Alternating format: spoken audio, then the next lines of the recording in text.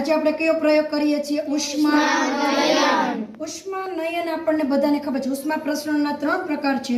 એમાંનો એક નયન છે, જેની અંદર આપણે શું પ્રવૃત્તિ કરીએ છીએ કે અત્યારે આપણે અહીંયા મીણબત્તી સળગાવી છે અને એ બીકરમાં શું લીધું છે? પાણી. હવે હું પોટેશિયમ પરમેંગનેટને આમાં નાખીશ તો તમે જોવો ક્યાંથી નીચેથી કલર ક્યાંથી થઈ છે. એની શરૂઆત તમે જોવો છો કેવી રીતે થઈ છે.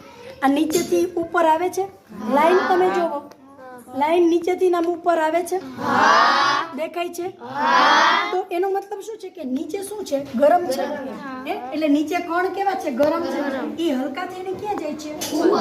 અને ઉપરના કેવા છે? ઠંડા. એટલે ક્યાં આવે છે? નીચે. ખ્યાલ આવે છે?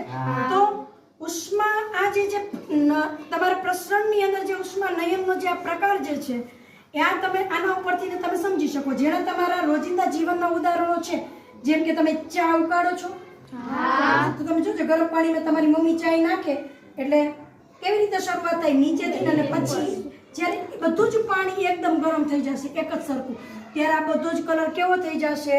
એક સરખો. સમજાય છે? ખ્યાલ આવે છે? તો આવા તમારા રોજિંદા જીવનમાં જે ઉષ્માનયનના પ્રકારો જે છે એને શું કરવાનું જે છે? તમારે ઉદાહરણ લેવાના છે અને જોવાનું છે કે ઉષ્માનયન આપણા રોજિંદા જીવનમાં કઈ કઈ જગ્યાએ આપણે એનો ઉપયોગ કરીએ છીએ. સમજાઈ ગઈ વાત? ઓકે.